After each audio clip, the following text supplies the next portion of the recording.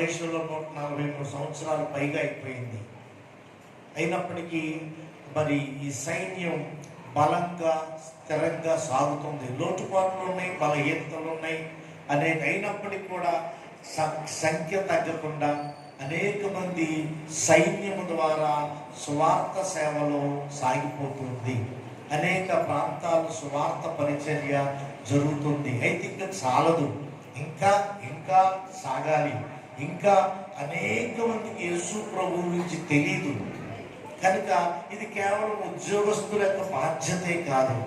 ఉద్యోగస్తులు, సంఘ పెద్దలు, దేవుని వాక్యము తెలిసినటువంటి మనం అందరం కూడా ఇతరులకు యేసు గురించి అందించాలి. ఇది దేవుని ఆజ్ఞ.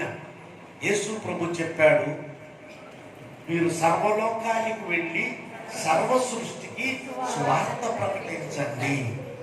ఆయన అందరికీ చెప్పాడు. యేసు ప్రభువు నమ్మిన వారు అందరికీ ఆజ్ఞ ఇచ్చాడు.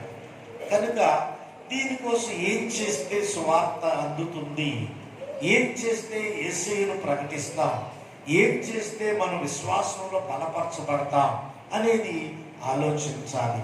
మీరు పెద్ద సంఘం కనుక ఆదివారం మరి కాకుండా మరి మీ అందరూ పనులు ఉంటాయి.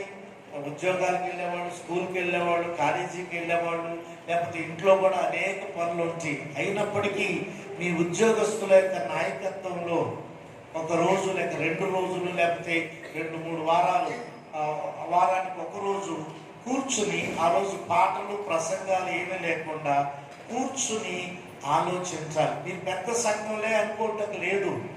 మా సంఘం గుడి నిండిపోతుంది అంటే చాలదు. అయినా సరే ఈ సంఘం అభివృద్ధి చెందాలంటే ఏం చెయ్యాలి? అభివృద్ధి అంటే డబ్బులే కాదు. చాలాసార్లు అభివృద్ధి అంటే మనం అనుకుంటాం డబ్బులు బాగా రావాలి అనుకుంటాం. అదే కాదు, అన్ని రంగాల్లో అభివృద్ధి చెందాలి.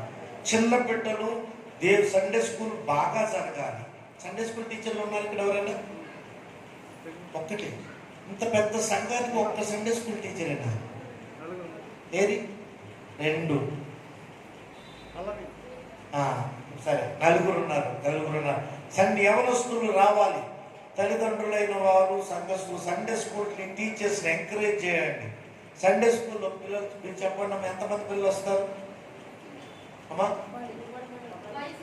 50. ఇంత పెద్ద ఊర్లో 50 మంది పిల్లలేనా? వచ్చే సంవత్సరానికి 100 మంది చూడాలి. నేను సవాలు మీకు. నేను నా 2వ సంఘం నాగవరపాడు గుడివాడలో నేను వెళ్ళినప్పుడు 50 మంది పిల్లలు వచ్చేవారు. 50 మంది కూడా వచ్చేవాళ్ళు కదా, 40 మంది. నేను ఒక సవాలు తీసుకున్నాను. నేను ఈ ఊరు నుంచి వెళ్ళేటప్పటికి 100 మంది దాటాలని. అక్కడ 2 సంవత్సరాలు పనిచేశాను. 100 మంది పైగా పిల్లలు వచ్చారు. ఒక్కడినే నేను బోధించేవాడు. మొదట్లో నేను వెళ్ళిపోయేటప్పటికి 8 మంది టీచర్లు. మరి ఇంత పెద్ద సంఘంలో, ఇంత పెద్ద గ్రామం, రక్షణ సైనిక పిల్లలే కాదు, చాలా మంది పిల్లలు ఉన్నారు. మీ పాటలు, మీ సండే స్కూల్, మీ వాక్యం, మీ యాక్షన్ సాంగ్స్ పిల్లలు కాబట్టి మీరు ఆలోచించాలి. ఇంకా మీ సండే స్కూల్ టీచర్లు, యవనస్తులు కూర్చుని కొంతమందికి ఆసక్తి కలిగిన వారితో ఏం చేస్తే మన సండే స్కూల్ డెవలప్ అవుతుంది, ఏం చెయ్యాలి, ఎలా ఇతర పిల్లలను ఆకర్షించాలి, ఇతర పిల్లలను దేవుని సన్నిధికి నడిపించాలి. ఒక కారణం VBS జరుగుతుందా మీకు? VBS అప్పుడు చాలా మంది పిల్లలు వస్తారు. వాళ్ళని ఇంకా రెగ్యులర్ చేయాలి. ఏం చేస్తే మన సంఘంలో యవనస్తులు బలపరచబడతారు. కొన్నిసార్లు యవనస్తులు పట్టించుకోకపోతే యవనస్తులు ఊరికి ప్రైజ్ అండ్ వర్షిప్ ఏదో అలాంటి ఇచ్చి కళ్ళు తుడుస్తున్నారు కొన్ని చోట్ల. అలా కాదు, యవనస్తులు అన్నిట్లో కూడా భాగస్తులు చేయాలి. యవనస్తుల్ని సంఘ పెద్దలుగా తీసుకొని రావాలి. కనీసం కొద్దిమంది ఒకళ్ళిద్దరిని తీసుకొని రావాలి. యవనస్తులకి అన్ని మీటింగుల్లో కూడా ప్రాధాన్యత ఇవ్వాలి. నువ్వు యవనస్తుడు, నువ్వు ఇప్పుడు కాదులే, నీకు తర్వాత నీ బోల్డ్ భవిష్యత్తు ఉంది అనబాకండి. రక్షణ సైనిక జనరల్ గారి భార్య, నేను బాంబేలో ఉన్నప్పుడు ఆమె మాట్లాడుతూ యవనస్తులు అన్ని కమిటీల్లో, అన్ని మీటింగుల్లో కూడా ఉంచాలి. వాళ్ళ ఆలోచనలు తీసుకోవాలి. ఈ సంఘం ఇంకా బలపడాలంటే భవిష్యత్తులో కాదు, ఇప్పుడే వారికి అవకాశాలు ఇవ్వాలి. అన్నిట్లో కూడా వారిని బలపరచాలి. కాబట్టి ఏం చేస్తే యవనస్తులు వస్తారు?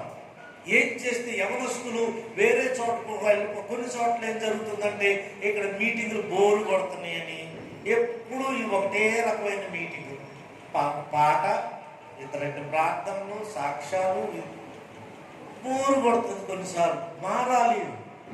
యవనస్తులకి ఏ విధంగా ఉంటే ఆసక్తిగా ఉంటారు యవనస్తులు, అలాగే పెద్దవారు అందరూ కూడా ఇవన్నీ కూడా మామూలుగా ఆదివారం మాట్లాడుకోవడానికి కుదరదు. ఎందుకంటే వాక్యము ప్రోగ్రామ్ అంటుంటుంది. ఆ మీటింగ్ అయినాకో లేక మరొక సమయంలో కూర్చుని చర్చించండి, మాట్లాడండి. అదే ఈ రాబోయే కాలంలో జరగబోయేది. ప్రతి సంఘంలో కూడా సంఘ అభివృద్ధికి ఏం చేయాలి? ఒకవేళ ఆర్థికంగా, ఫైనాన్షియల్గా లేదా ఆదాయం బలంగా రాకపోతే ఏం చేయాలి? ఆదాయం పెరగటానికి ఏం చేయాలి? నేను ఈరోజే అక్కడక్కడ చూస్తూ ఉన్నాను. ఆశించినంత పెద్ద సంఘమే కానీ ఆశించిన ఆదాయం కనపడలేదు. ఏం చేస్తే ఈ సంఘ ఆదాయం పెరుగుతుంది? ఏం చేస్తే ఇంకా క్రొత్త వారు దేవుని సన్నిధికి వస్తారు? కేవలం ఆదాయం గురించి నేను మాట్లాడట్లా. ఏం చేస్తే మనం ఆత్మీయంగా బలపరచబడతాం? ఆదివారం ఒక్కసారి వచ్చి ఒక వాక్యం విని బైబిల్ చదివి వెళ్ళిపోతే ఆత్మీయంగా బలపరచబడం. రోజు కూడా దేవుని వాక్యం చదవాలి, రోజు ప్రార్థన చేయాలి. కాబట్టి చాలా ఉంది. సంఘ అభివృద్ధి అనేది మనం అభివృద్ధి పొందితే మన సంఘం అభివృద్ధి పొందుతుంది. కాబట్టి చాలా మంది మంచి ఆలోచనలు ఇవ్వగలిగిన వాళ్ళు ఉన్నారు. అన్నిసార్లు మేమేం చెప్తే అది జరగటమే కాదు, మనం కూర్చుని చర్చ జరగాలి. సంఘాల్లో ఏం చేస్తే అభివృద్ధి పొందుతుంది, ఏం చేస్తే ఇంకా ఒకవేళ మీ సంఘానికి అనేక మంది వస్తున్నారు సార్, చాలు అనుకోపక్కడ ఇంకా ఈ గ్రామంలో పెద్ద ఊరిది, చాలా మంది యేసయ్యను తెలియని వాళ్ళు ఉన్నారు. వేరే చర్చిలు ఉండొచ్చు, అక్కడికి వెళ్ళే వాళ్ళు వెళ్ళండి, పర్లేదు. అక్కడ వెళ్ళే వాళ్ళు లాక్కు రావసరలా. కానీ ఎక్కడికి వెళ్ళని ప్రజలు బోల్డ్ మంది ఉన్నారు. కనుక వారి కోసం ప్రార్థన చేయాలి. వారు దేవునికి సన్నిధికి వచ్చినట్లుగా ప్రార్థించాలి, ఆలోచించాలి. లేకపోతే ఉద్యోగ సభలో, యూత్ రిట్రీట్లో, ఏ మీటింగ్లో, లేకపోతే కార్యక్రమాలు ఏం చేస్తే ఇతరులను ఆకర్షించాలి. విలియం బూత్ గారు అన్నాడు. విలియం బూత్ గారు ఎవరు తెలుసా? ఎవరు? మన రక్షణ సైన్యాన్ని స్థాపించినటువంటి వారు విలియం బూత్, క్యాథరిన్ బూత్ గారు. ఆయన ఒకసారి అన్న, ఆయనకి సువార్త అంటే భారం. ప్రజలకు ఎప్పుడు ఎక్కడికెళ్ళినా సువార్త చెప్పాలని రోజుకు వేల మంది వాక్యం విని సంఘానికి వచ్చేవాళ్ళు. అప్పుడు గుడులు లేవు, ఇలాంటి గుడులు లేవు, ఏం లేవు. ఎక్కడ పడితే అక్కడ వాక్యం చెప్పేవాడు. ఆయన ఒకసారి అన్నాడు, ప్రజలు వస్తారంటే నేను తల కింద పెట్టి కాళ్ళు పైకెట్టి కంజీలు కొడతా. అలా కొడుతుంటే ప్రజలు వస్తారంటే అలా కూడా చేస్తా. నా భారం ఏంటంటే ప్రజలు రావాలి, యేసయ్యను తెలుసుకోవాలి, దేవుణ్ణి తెలుసుకోవాలి. ప్రియమైన వేమూరు రక్షణ సైన్య సంఘమా, దేవుని బిడ్డలారా, ఈ సంఘ మనం ఆత్మీయంగా వర్ధిల్లాలి, అభివృద్ధి చెందాలి. మన సంఘం వర్ధిల్లాలి. అంతేకాకుండా ఇంక యేసు ప్రభుని ఎరుగని వారు చుట్టుపక్కల ఉండకూడదు. నేను గత 7-8 సంవత్సరాలుగా ఇండియన్ నార్థరన్ టెరిటరీ అంటే అక్కడ 14 రాష్ట్రాలకు రాష్ట్రీయ నాయకులుగా ఉన్నా. గత 3 సంవత్సరాలుగా బాంబేలో అక్కడ 5 రాష్ట్రాలకు రాష్ట్రీయ నాయకులుగా ఉన్నా. నేను ఎక్కడికి వెళ్ళినా ఇదే మాట చెప్తాను. ప్రతి సంఘం, చాలా సంఘాలు తిరిగాను. అడవుల్లో, మరి అనేక ప్రాంతాలు, మధ్యప్రదేశ్, రాజస్థాను, మరి ఇంకనేక అక్కడికి వెళ్ళినా నేను చెప్పేది ఏంటంటే, చాలా చోట్ల నేను గమనించింది రక్షణ సైన్య సంఘాలు, ఇతర సంఘాల గురించి నాకు అవసరంలా. మన సంఘం కనుక మన సంఘంలో మనం దేవుడి సన్నిధికి వస్తాం ఎక్కడెక్కడ నుంచో. కానీ మన గుడి చుట్టూ ఉన్న వాళ్ళు ఎవరు రాదు. బహుశా మీకు వస్తారేమో నాకు తెలియదు, ఈ గుడి చుట్టూ ఉన్నవాళ్ళు. కానీ చాలా చోట్ల నేను చూశాను. అక్కడే ఉంది మన పని. మనమేమి ఇక్కడ పాటలు పాడుకుంటూ ప్రార్థన చేస్తాం, కానీ పక్కన వాళ్ళకి దేవుని గురించి చెప్పలేము, పక్కన వాళ్ళకి ప్రార్థన చేయలేము. మన పక్కన వాళ్ళకి ప్రార్థన చేయకపోతే ఇంకెక్కడెక్కడో దేశం అంతా తిరిగితే ఏం లాభం? అలాగే మన ఇంట్లో గుడికి రాని వాళ్ళు ఉంటారు. దేవుని స్తోత్రాలకి చాలా మంది పురుషులు వచ్చారు. హల్లెలూయా, దేవుని స్తోత్రం. చాలా సంఘాలలో ఓన్లీ స్త్రీలే కనపడతారు. ఈ సంఘాన్ని అభినందిస్తున్నాను. ఇంకా రావాలి, ఇంకా రావాలి. ఒకవేళ మీ పురుషులు ఎవరైనా రాకపోతే ఈ రోజు నుంచి ప్రార్థన చేయండి. మీ పిల్లలు కానీ మీ పురుషులు కానీ దేవుని సన్నిధికి రాకపోతే ప్రార్థన చేయండి. ప్రార్థన చేయటమే కాదు, రోజు అడగండి, రోజు అడగండి. గుడికి రాయ్యా, గుడికి రాయ్యా, గుడికి రాయ్యా. ఎంత సంపాదించినా ఎంత జీవించినా ఒకరోజు ఇవన్నీ వదిలిపెట్టాల్సిందే.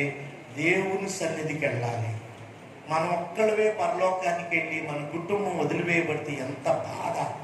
అది ఒక్కరోజు కాదు, 10 రోజులు కాదు, 10 సంవత్సరాలు కాదు, నిత్యము వేరు చేయబడతాం.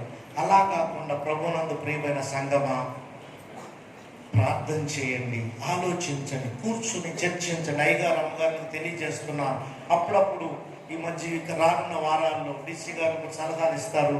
కూర్చోబెట్టి కొద్ది మందిగా వచ్చిన ఏం చేస్తే పిల్లల పని అభివృద్ధి పోతుంది, ఏం చేస్తే యవనస్తుల పని, ఏం చేస్తే మరి ఇంకా మన కొత్త ప్రజలు వస్తారు, ఇంకా లేకపోతే చుట్టుపక్కల గ్రామాలు ఉన్నాయి, ఆ గ్రామాల్లో యేసు ప్రభువును తెలియకపోతే ఒక బృందం, ఒక చిన్న మిషన్ టీం, లేకపోతే ఒక కొద్ది మంది వెళ్ళి అక్కడ దర్శించటమో, వాక్యం చెప్పటమో, పాటలు పాడటమో, లేకపోతే దర్శించి చిన్న ప్రార్థన చేయటమో. ఇంత పెద్ద సంఘానికి అవుట్ పోస్ట్ లేదు, సొసైటీ లేదు. అనగా ఇంత పెద్ద సంఘం అభివృద్ధి పొందుతూ ఇంకొక ప్రాంతాన్ని ప్రారంభించాలి, నూతన ప్రాంతాలు ప్రారంభించాలి. నేను రాష్ట్రీయ నాయకులుగా నార్థన్ టెరిటరీలో ఉన్నప్పుడు అనేక రాష్ట్రాల్లో నూతన సంఘాన్ని ప్రోత్సహించాను ప్రారంభం చేయటానికి. వెస్ట్రన్ టెరిటరీలో కూడా కొన్ని సంఘాలు ప్రోత్సహించాను. ఈ సంవత్సరంలో కూడా కొన్ని గోల్స్ పెట్టుకున్నాను. కొత్త సంఘాలు మన ఇండియా సెంట్రల్ టెరిటరీలో రావాలి, కొత్త ప్రాంతాల్లో సువార్త వెళ్ళాలి. ఒక ప్రక్కన ఉన్న ప్రాంతాన్ని అభివృద్ధి పరుస్తూ మరొక ప్రాంతానికి. కాబట్టి ఈ రాత్రికాల సమయంలో ఈ మాటల ద్వారా కొంచెం ప్రోత్సాహాన్ని ఇవ్వాలని నేను దేవుని వాక్యం చెప్పే ముందుగా తెలియచేస్తున్నాను. దేవుని కోసం, దేవుని నామములో మీరు కూడా మీ సేవకులతో సహకరించండి, ప్రార్థించండి. అలాగే మీ యొక్క సహకారాన్ని ఇవ్వాల్సిందిగా కోరుతూ ఉన్నాను. ప్రార్థన చేసుకున్నాం. మహోన్నతుడా, పరిశుద్ధుడా, ఈ వేమూరు రక్షణ సైన్య సేన స్థానాన్ని బట్టి మీకు వందనాలు. మా సంఘము దినదినము వర్ధిల్లుచు అభివృద్ధి పొందుతూ విస్తరించడానికి సహాయం చేయండి. ఆత్మీయంగాను ఆర్థికంగాను అన్ని విషయాల్లో కూడా వర్ధిల్లే కృప దయచేయండి. ప్రతి ఒక్కరూ మరొకరికి సువార్త అందించే భారాన్ని దయచేయండి. ఈ సంఘం సువార్త సంఘంగా చేయమని ప్రార్థిస్తున్నాం. ఈ రాత్రి నీ వాక్యాన్ని ధ్యానించబోతుండగా ఈ వాక్యం ద్వారా మాతో మాట్లాడమని, మమ్మల్ని బలపరచమని యేసు ప్రభు నామములో ప్రార్థించి వేడుకుంటున్నాం తండ్రి. ఎంత మధురమో యేసుని ప్రేమ.